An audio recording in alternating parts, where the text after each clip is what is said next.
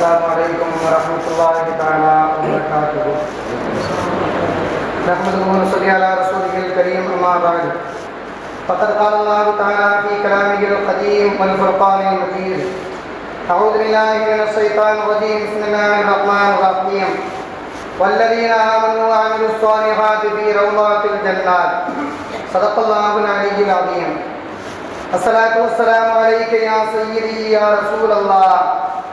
خذ بيدي قلت حيلتي أدركني يا رسول الله صلى الله عليه وسلم. புகழ் அனைத்தும் அல்லாஹ் ஒருவனுக்கே உரித்தாகட்டுமாக. ஸலவாத்தும் ஸலாமும் நபிகள் நாயகம் ஸல்லல்லாஹு அலைஹி வஸல்லம் அவர்கள் மீதும், அவர்களின் குடும்பத்தார்கள், உற்றார் உறவினர்கள், தோழர்கள், சுஹதாக்கள், சாலிஹீன்கள், அவுலியாக்கள் மற்றும் இங்கு குழுமிருக்கக்கூடிய நம் அனைவரின் மீதும் உண்டாகட்டுமாக. உலகத்திலே வாழும் காலம் முழுக்க அல்லாஹ்வுடைய தூதர் ஸல்லல்லாஹு அலைஹி வஸல்லம் குடும்பத்தை முழுமையாக நேசித்து, முழுமையான பாசம் வைத்து, அதன் மூலமாக ஈருலகத்திலையும் வெற்றி பெறக்கூடிய உயர்தரமான கூட்டத்திலே அல்லாஹ் நம்மையும் நம்முடைய சந்ததிகளையும் அல்லாஹ் வாழச் செய்வானாக. கண்ணியமிக்கவர்களே, அன்னை ஃபாத்திமா ரலியல்லாஹு தஆலா அன்ஹா அவர்களுக்கும் அலி ரலியல்லாஹு தஆலா அவர்களுக்கும் இந்த மாதம்தான் திருமணம் நடந்தது. சஃபர் மாதத்தினுடைய நடைபெற்ற நிகழ்வு என்பதாக பார்க்கும் நேரத்திலே அன்னை ஃபாத்திமா ரலியல்லாஹு தஆலா அன்ஹா அவர்களுக்கும் அலி ரலியல்லாஹு அவர்களுக்கும் திருமணம் நடந்த ஒரு மாதமாக ஹிஜ்ரி 2ஆம் ஆண்டு சஃபர் மாதத்திலே நடைபெற்றது என்பதை நாம் பார்க்கின்றோம். அவர்களுக்கு அல்லாஹ் தஆலா 5 மக்களை அல்லாஹ் வழங்கினான்.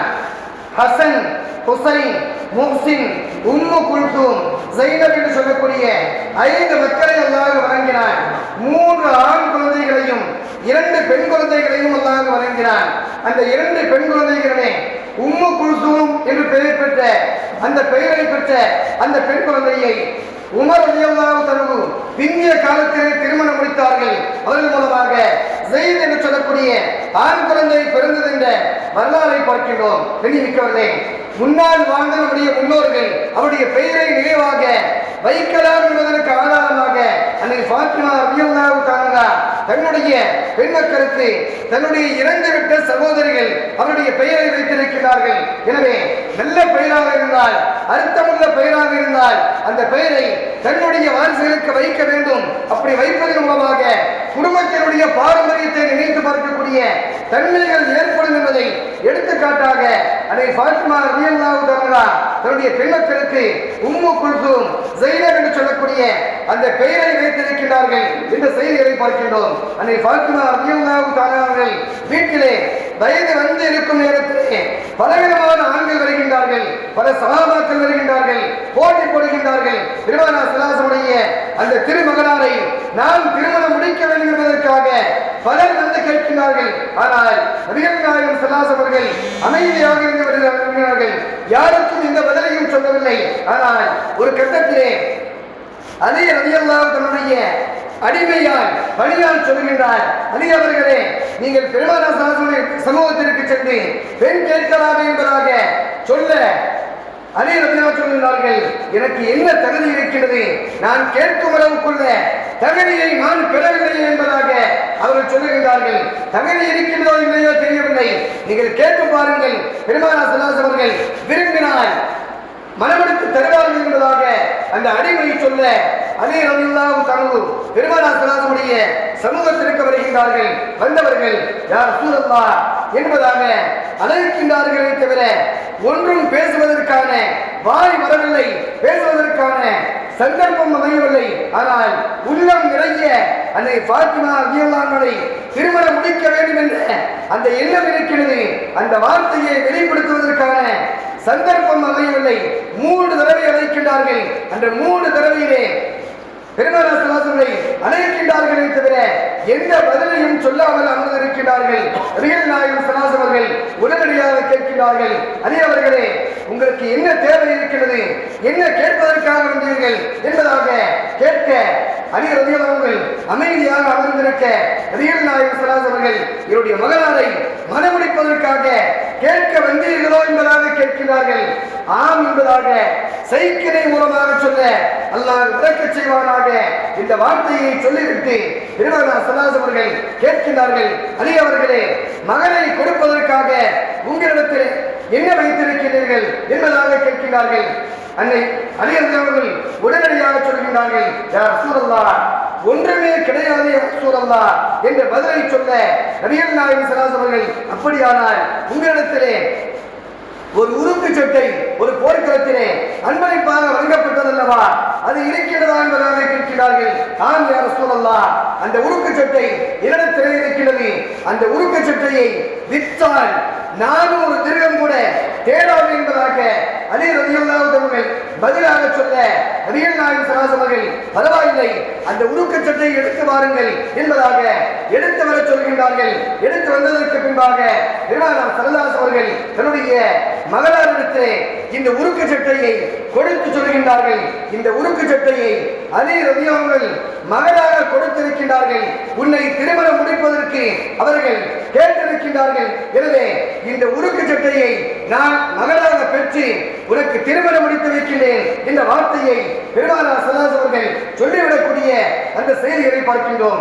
உலகத்திலே பெரும்பான்மையான கருத்து என்னவென்றால், சிறிய தந்தை பெரிய தந்தையினுடைய குழந்தையை திருமணம் முடிக்கலாமா என்பதாக உலகத்திலே மிகப்பெரிய சர்ச்சை நம்முடைய சமுதாயத்திலே ஏற்படக்கூடிய ஒரு சூழ்நிலைகளை பார்க்கின்றோம். ஆனால் பெருமானார் ஸல்லல்லாஹு அலைஹி வஸல்லம் அந்த அவர்கள் திருமணம் முடித்துக் கொடுத்த அந்த உறவு முறையை பார்க்கும் நேரத்திலே சிறிய தந்தை என்ற அந்த நெருங்கிய உறவை சார்ந்த சிறிய தந்தையினுடைய குழந்தை என்ற அந்த பக்குவத்திற்கு வரக்கூடிய சூழ்நிலைகளை பார்க்கின்றோம். பெருமானார் ஸல்லல்லாஹு அலைஹி வஸல்லம் சஹாபா பெருமக்கள் எல்லாம் ஒரு சந்தர்ப்பத்திலே இப்படி கேட்டார்கள், யா ரசூலல்லாஹ், ஹம்ஸா ரலியல்லாஹு தஆலா அவர்கள் உங்களுக்கு சிறிய தந்தை தானே, அவர்களுக்கு ஒரு பெண் குழந்தை இருக்கிறது, அந்த குழந்தையை தாங்கள் திருமணம் முடிக்கலாமே என்பதாக கேட்கிறார்கள்.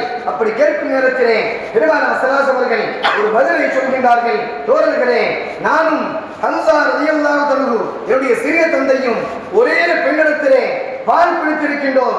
பால்குடி சகோதரர்களாக இருப்பதன் காரணத்தினால் அந்த பாரம்பரியத்தில் வரக்கூடிய அந்த பெண்ணை திருமணம் முடிக்க முடியாது என்பதாக பெருமானார் ஸல்லல்லாஹு அலைஹி அவர்கள் பதில் சொன்ன செய்திகளை பார்க்கின்றோம். சிறிய தந்தையினுடைய பெண்ணை திருமணம் முடிக்க முடியாது என்பதாக சொல்லவில்லை, மாறாக சொல்லிய காரணம், நாங்கள் இருவரும் பால்குடி சகோதரர்கள், எங்களுடைய பாரம்பரியத்தில் வரக்கூடிய அந்த குழந்தையை திருமணம் முடிக்க முடியாது என்பதாக நபிகள் நாயகம் ஸல்லல்லாஹு அலைஹி அவர்கள் சொன்ன செய்திகளை பார்க்கின்றோம். இனி இருக்கிறதே, பெருமானார் ஸல்லல்லாஹு அலைஹி உடைய அன்பு மகளார் மிகப்பெரிய கஷ்டத்திலே ஒரு சந்தர்ப்பத்திலே வீட்டிலே இருக்கின்றார்கள். அந்த நேரத்திலே தன்னுடைய துணைவரை அனுப்பி கேட்கின்றார்கள், நாம் மிகப்பெரிய வறுமையிலே இருக்கின்றோம், நம்மிடத்திலே ஒரே ஒரு ஆடை இருக்கின்றது, அந்த ஆடையை விற்று வாருங்களேன் என்பதாக சொல்கின்றார்கள். அலி ரலியல்லாஹு அவர்கள் அந்த ஆடையை எடுத்துக்கொண்டு விற்பதற்காக கடை வீதிக்கு செல்கின்றார்கள். கடை வீதியிலே செல்லும் நேரத்திலே 6 திர்ஹத்திற்கு 6 தங்க காசிற்கு அந்த ஆடையை விற்று வருகின்றார்கள். வரும் பாதையிலே ஒரு யாசகர் வருகின்றார், அல்லாஹ்வுடைய தூதரின் குடும்பத்தை சார்ந்தவர்களே, நான் கஷ்டத்தில் இருக்கின்றேன், ஏதாவது உதவி செய்யுங்களேன் என்பதாக கேட்க அலி ரலியல்லாஹு தஆலா உடனடியாக ஒன்றுமே யோசிக்கவில்லை, தான் விற்று வந்த அந்த 6 திர்ஹத்தை உடனடியாக அந்த யாசகருக்கு அன்பளிப்பாக வழங்கிவிடுகின்றார்கள், தானமாக வழங்கிவிடுகின்றார்கள். அந்த மனிதர் பெற்று செல்கின்றார். சென்ற சிறிது தூரத்திலே அலி ரலியல்லாஹு தஆலா வீட்டிற்கு செல்கின்றார்கள். ஒன்றுமே இல்லை, இருந்த ஒரே ஒரு ஆடையை விற்று 6 திர்ஹம் கிடைத்தது. அதையும் ஒரு யாசகருக்கு தர்மமாக வழங்கிவிட்டோம், வீட்டிலே என்ன சொல்வது என்பதாக நினைத்து வரும் பாதையிலே எங்கிருந்தோ வந்த ஒரு கிராமவாசியை போன்ற ஒரு மனிதர் தன்னுடைய கரத்திலே ஒரு ஒட்டகையை பிடித்திருக்கிறார்.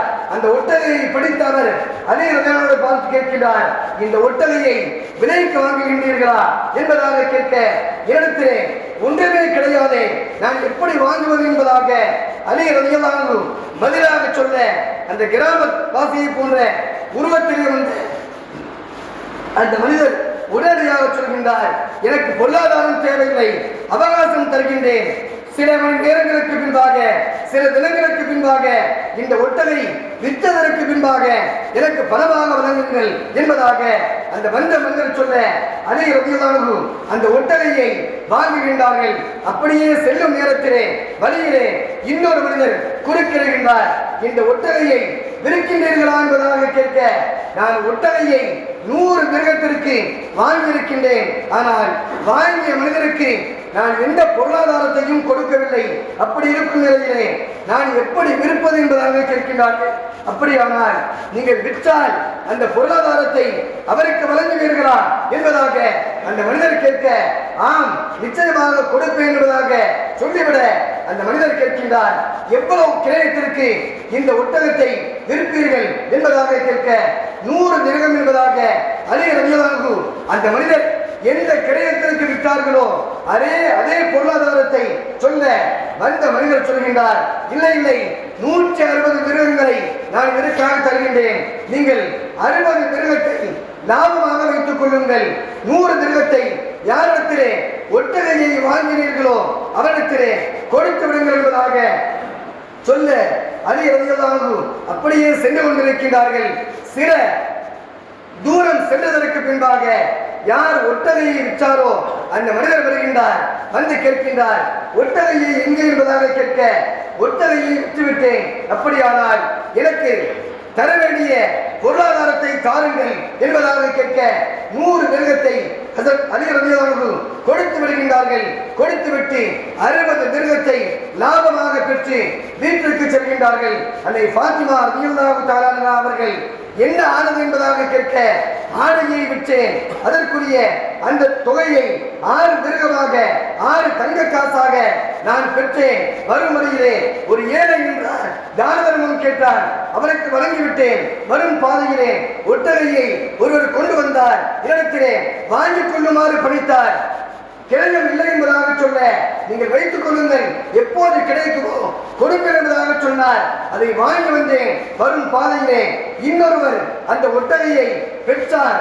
விற்றுவிட்டு 60 மிருகத்தை தங்க காசுகளை லாபமாக பெற்று நான் வீட்டிற்கு வருகின்றேன். அந்த 100 மிருகத்தை கடனாக ஒட்டகையை யார் விற்றாரோ அவரிடத்திலே நான் கொடுத்து விட்டேன் என்பதாக ஹஸரத் அலி ரலியல்லாஹு அவர்கள் சொல்லும் நேரத்திலே அன்னை ஃபாத்திமா ரலியல்லாஹு தஆலா அன்ஹா அவர்கள் வேடிக்கையாக பார்க்கிறார்கள். பார்த்துவிட்டு, என்னுடைய கணவர் அவர்களே, தாங்கள் சொல்லும் செய்திகள் எல்லாம் முழுக்க முழுக்க உண்மைதான்.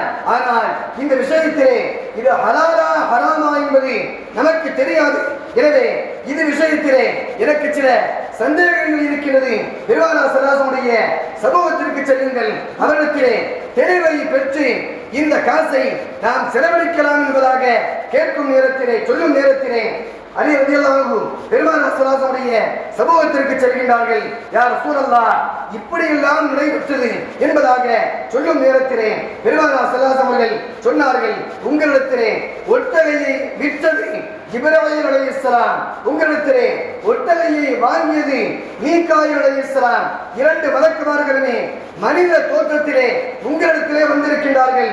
எனவே உங்களுக்கு ஹலாலான வருமானமாக இந்த வருமானத்தை அல்லாஹ் தந்திருக்கின்றான். நீங்கள் செய்த 6 திரகங்களை தங்க காசுகளை கொடுத்த சதகாவை அல்லாஹ் ஏற்று 6க்கு பகரமாக அல்லாஹ் தஆலா 60 மிருகமாக உங்களுக்கு வழங்கியிருக்கின்றான். அல்லாஹ் வழங்கியது ஹலாலான வருமானம், அதை வைத்து நீங்கள் செலவழிக்கலாம் என்பதாக பெருமானார் ஸல்லல்லாஹு அலைஹி அவர்கள் இருவருக்கு மத்தியிலே தீர்ப்பாக வழங்கிய வரலாறை பார்க்கின்றோம். எண்ணியிருக்கவில்லை, கடுமையான வறுமையின் சமயத்திலே கூட அலி ரலியல்லாஹு நாங்கள் வறுமைகளை வாழ்கின்றோம், தானம் செய்யும் அளவுக்குள்ள வசதி கிடையாது என்பதாக சொல்லி இருக்கிறான், அல்லது குறைந்த தொகையை கொடுத்திருக்கிறான். ஆனால் அவர்கள் பெருமானார் ஸல்லல்லாஹு அலைஹி வஸல்லம் உயர்ந்த குடும்பத்தை சார்ந்தவர்கள், உயர்ந்த பண்பை பெற்றவர்கள். எனவே தங்களுடைய தேவையை விட பிறருடைய தேவையை முற்போக்காக கொண்டு அவர்களுக்கு வழங்கிய அந்த வரலாறு என்பது மிகப்பெரிய சிந்தனைக்குரிய ஒன்றாக அல்லாஹ் அமைத்து வைத்திருக்கின்றான். எண்ணியிருக்கவில்லை, திருமணம் முடித்து விட்டது. அதே அளவுக்கு திருமணம் முடிந்த அந்த இடத்திலே பெருமானார் ஸல்லல்லாஹு அலைஹி அவர்கள் கேட்கிறார்கள், அலி அவர்களே, மருமகன் அவர்களே, நீங்கள் வலிமா விருந்தை வையுங்கள் என்பதாக சொல்ல, அலி ரலியல்லாஹு வலிமா விருந்தை எங்கே வைப்பது? இருக்கும் அந்த மகர் தொகைக்கு இருக்கக்கூடிய உடுக்கு சட்டையை விட்டுதான் திருமணம் முடித்திருக்கின்றது. இப்போது வலிமாவிற்கு எங்கே செல்வது என்பதாக நினைக்கும் நேரத்திலே சஹாபா பெருமக்களே, ஸஅத் ரலியல்லாஹு தஆலா அவர்கள் ஓடோடி வருகின்றார்கள். அலி அவர்களே, உங்களுடைய வலிமா செலவினுடைய ஆடு எவ்வளவு செலவாகுமோ அந்த ஆட்டை நான் பொறுப்பாக இருக்கின்றேன் என்பதாக அவர்கள் சொல்ல சில சஹாபா பெருமக்கள் தங்களுடைய பங்களிப்பாக விருந்தினுடைய செலவுகளிலே பல பொருளாதாரங்களை அவர்கள் பொருட்படுத்தி அந்த வலிமார்களுடைய விருந்தை சிறப்பாக நடத்தி கொடுத்தார்கள் என்ற வரலாறை பார்க்கின்றோம். எண்ணிருக்கிறே இந்த வரலாற்றிலிருந்து சொல்லும் நேரத்திலே படிப்பினையாக நமக்கு சொல்வார்கள், திருமணம் முடிப்பதற்கு முடித்து கொடுப்பதற்கு வசதி இல்லாத அந்த செலவினங்களுக்கு காத்திருந்தால் அந்த நேரங்களிலே வசதி படைத்த செல்வந்தர்கள் அது சம்பந்தமான செலவினங்களிலே பொறுப்பெடுக்க வேண்டும் என்பதை இந்த வரலாற்றின் மூலமாக நமக்கு சொல்லித் தரக்கூடிய செய்தியாக பார்க்கின்றோம். இனி இருக்கிறவர்களே, பெருமானார் ஸல்லல்லாஹு அந்த குடும்பத்தார்கள் ஆக உயர்ந்தவர்கள், ஆக உன்னதமானவர்கள். அவர்களுடைய யதார்த்தமான வாழ்க்கை என்பது உயர்ந்த வாழ்க்கையாக அல்லாஹ் அமைத்து வைத்திருக்கின்றான். ஒரு தடவை பெருமானார் ஸல்லல்லாஹு மகனார் அன்னை ஃபாத்திமா ரலியல்லாஹு தஆலா கோபித்துக் கொண்டு அலி ரலியல்லாஹு வெளியிலே சென்று விடுகின்றார்கள். பள்ளிவாசலுக்கு அருகாமையிலே மண் தரையிலே கீழே படுத்து விடுகின்றார்கள்.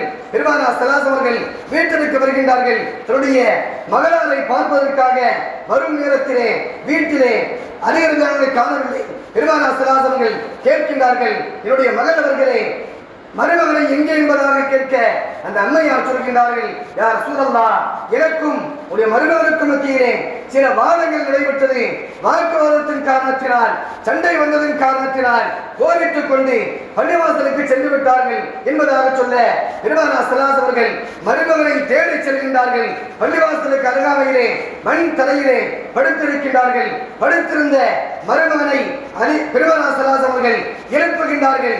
எழுப்பி பார்க்கும் நேரத்திலே மேனி முழுக்க மண்ணாக இருக்கின்றது.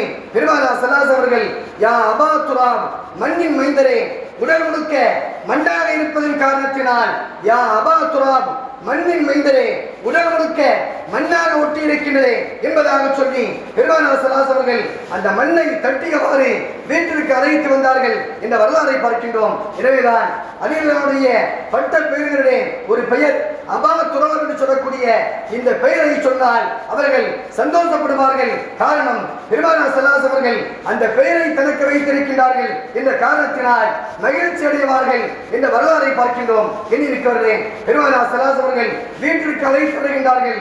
மகளாரை பார்த்து சொல்கின்றார்கள், மகளாரே, உடைய தந்தை ஈரோடு தலைவராக இருக்கலாம், ஆனால் உடைய கணவருக்கு கட்டுப்பட்டு வாழ்வதையே நான் விரும்புகின்றேன். அப்படிப்பட்ட வாழ்க்கை தான் உன்னை சொர்க்கத்திலே சேர்க்கும் என்பதாக பெருமானார் ஸல்லல்லாஹு அவர்கள் தன்னுடைய ஈரக்குரல் துண்டுக்கு அறிவுரையாக வழங்கிய அந்த வரலாறை பார்க்கின்றோம். நம்முடைய காலம் எவ்வளவு மோசமாக சென்று கொண்டிருக்கிறது என்பதை நினைத்து பார்ப்பதற்கு கடமைப்பட்டிருக்கின்றோம். நம்முடைய மகள் ஒரு குறையை செய்துவிட்டால் அந்த குழந்தைக்காக வக்காலத்து வாங்கி செல்லக்கூடிய குடும்பத்தினரை பார்க்கின்றோம். ஆனால் ஈரோக தலைவர் கண்மணி ஸல்லல்லாஹு அவர்கள் தன்னுடைய மகளை தட்டி கேட்டார்கள் என்ற வரலாறை பார்க்கின்றோம். அப்படிப்பட்ட உன்னதமான குணத்திற்கு சொந்தக்காரர்களாக தன்னுடைய குடும்பத்தை சார்ந்தவர்களை பெருமானார் ஸல்லல்லாஹு அவர்கள் வளர்த்திருக்கின்றார்கள். அந்த குடும்பம் உயர்ந்த ஒன்றாக அல்லாஹ் அமைத்து வைத்திருக்கின்றான். எனவேதான் அந்த குடும்பத்தின் மீது நாம் நேசம் வைப்பது கடமை என்பதை பெருமானார் ஸல்லல்லாஹு அவர்கள் சொல்லித் தந்திருக்கக்கூடிய